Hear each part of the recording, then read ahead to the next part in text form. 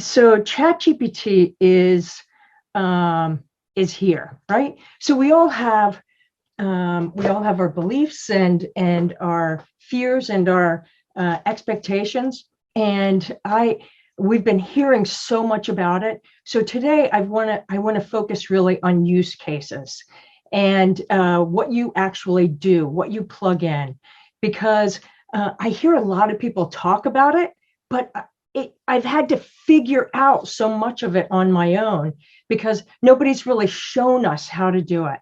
So I'm going to give that a shot today. Hopefully we'll be able to do that. Okay, so what's the difference between what we've been doing and what we're doing now? Well, Google has always been like a roadmap, right? So you go to your first stop, you get all the information off of Google, and it leads you to, okay, what do I need to look up now? And so forth until you finally get to your destination, which can take hours, can take days, etc. Now we have ChatGPT, and it's a teleporter to what it believes the answer is that you want to have. So it's a specific point of knowledge that is basically has a high probability of being the answer that you're looking for. So all of this talk with ChatGPT has a lot of us really freaked out. But here's the deal. We've been using AI in education forever. It's just now it's something that is threatening to us because it looks like students won't have to do the work. Well, actually, they do. And even more so, and it's so exciting to me. Of course, all of you guys are going, yeah, but trust me, it's really exciting and a little scary.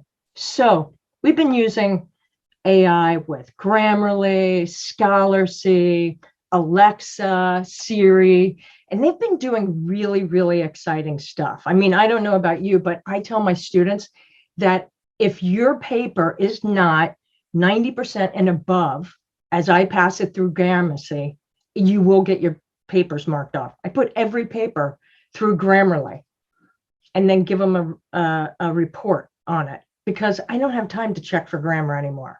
You're a graduate student.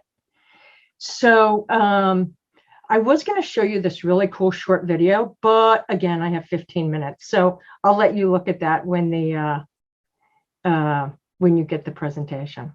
Okay, so let's take ChatGPT for a spin. If you don't know, it's just chat.openai.com or openai.com. This is a specific, are you seeing my anxious social avoidance? Hey, thank you, Anna. Okay, so what this is it's actually a simulation for students. I'm a social worker, so I put in a simulation for my students to be able to do a psychosocial with this person, Edward, who is seeking counseling at a community mental health center. And Anne is a social worker. She's going to be doing a biopsychosocial assessment and then use solution-focused therapy. So that's the initial prompt. With that, I hit the button and ChatGPT comes out with, hello, Anne. Well, it's been a tough few weeks. I've been feeling extremely anxious, especially in social situations, etc. Okay, so let's continue the conversation. And continue the conversation. Okay. Oops. Sorry to hear about that, Edward. I'm glad you're here. Sorry, I know the spelling is bad.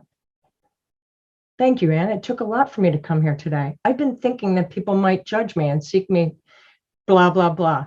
So I can do the entire interview for as long as I want in ChatGPT 3. And because there's also a supervisor in here, Mary will guide me to go back on track if I'm not following solution-focused therapy. So how did I think up this prompt? I asked GPT to help me with it. Crazy. So, all right, let's get back to the presentation, and we'll go back. Trust me, I have a few of them.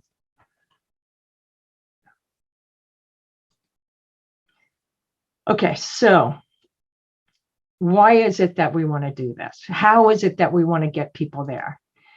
So we want to instill creativity, right? One of the things that we used to always talk about in faculty meetings is the thing that students are missing is that they're not curious. If only they were curious. If only they really wanted to be here. So this actually gives them their own tutor to talk about things that they're really excited about, to encourage them to want to learn. So with prompts, you can ask GPT, you can have them ask for innovative solutions to a real world problem. So if I wanted to, I could say, please give me two possible solutions to the Flint water crisis. And it will come up with two possible solutions to the Flint water crisis.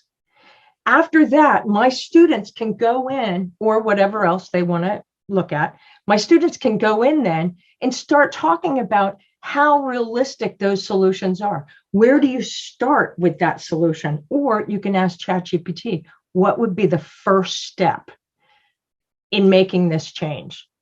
And it will give you a jump off point. And so then the thinking and the brainstorming can continue with the students in their own cluster of excitement. It's really amazing to watch people when they get a hold of this and find out all the fun things it can do. So here's the thing though, is that ChatGPT is like your best friend who's a really good BSer. You never know if it's really telling you the truth or if it's just a great story. And that's one of my favorite things about ChatGPT as a teaching tool, because you have to be able to evaluate the responses. And if you don't, you're going to be in trouble. But isn't that the mission of education, higher education in particular, is critical thinking? So they have to critically think about those responses. It's really exciting. Or they can collaborate in brainstorming sessions, group discussions, and they can do it online, sharing a screen. They can all jump in. On that last one where I said continue the conversation, everyone can be on that conversation at the same time and start entering in on ChatGPT as a group discussion. If you really wanted it to be cool, you could have them record their session and put it up on your Canvas site in the discussion section, so that everyone can see that and be a part of it. And each person could have a different topic. There's all kinds of super awesome ideas out there. Okay, so why is it that we're even wanting to use this stuff? Well, problem solving, additional perspectives, evidence-based practices, innovative ideas, promoting thoughtful approaches, and here's the crazy part, is that the very tool that we're wanting to use will actually help us use it. So my biggest piece when first using ChatGPT, my friends would tell you that I am not afraid to break things. So I will push buttons and I figure, if it breaks, it's supposed to break. You've just got to put the stuff in and push the button. It's either going to be right or it's not going to be right. And then you move forward from there. So when you jump on to ChatGPT for the first time, just put in a prompt, something that you're really curious about, but know a little bit about, so that you can get used to it in that way and carry your conversations forward. Okay, so what's next? Higher order thinking. Yes. Isn't that what we dream of, but never have time to do with our students? We're still, many of us are stuck in a content-centered world. We want them to memorize and know this content. And we're all about wanting them to be able to plug it in. But oftentimes, we don't even have the time to get them there.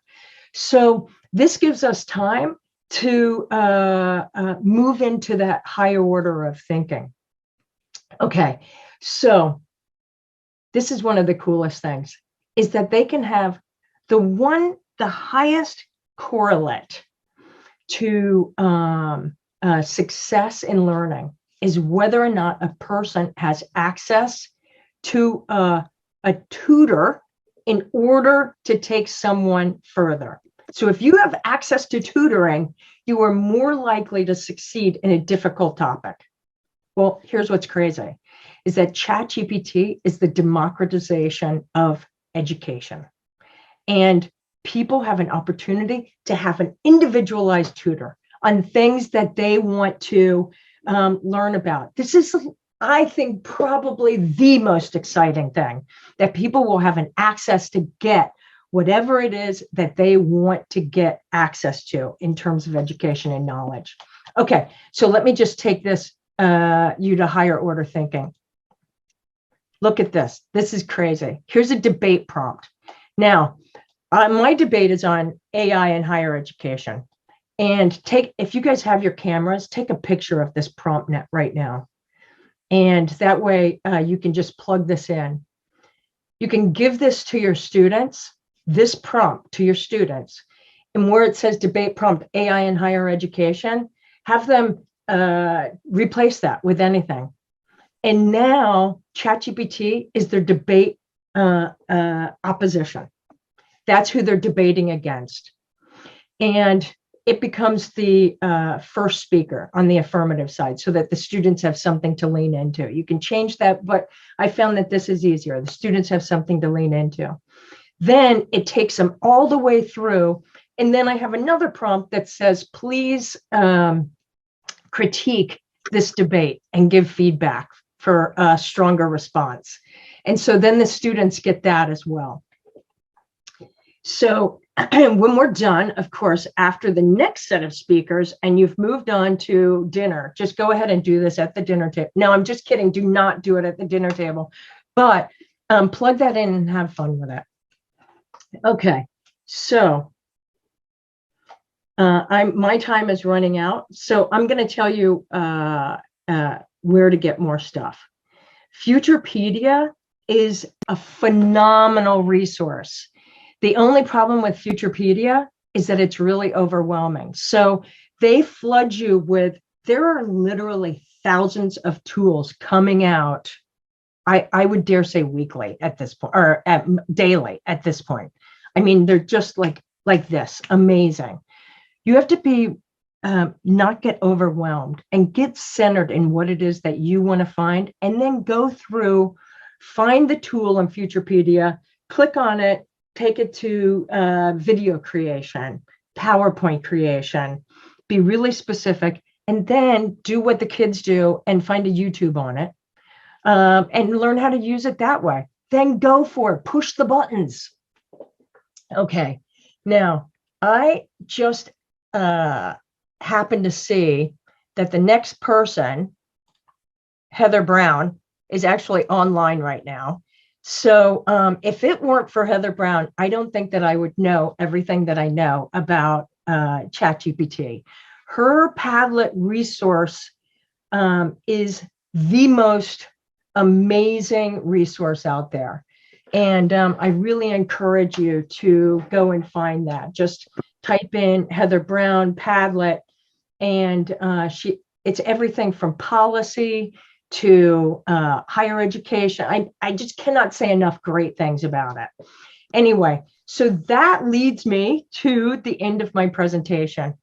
And I cannot tell you how exciting this area is for me. And I would love to hear from you if you don't get a chance to answer your question in the rest of the workshop.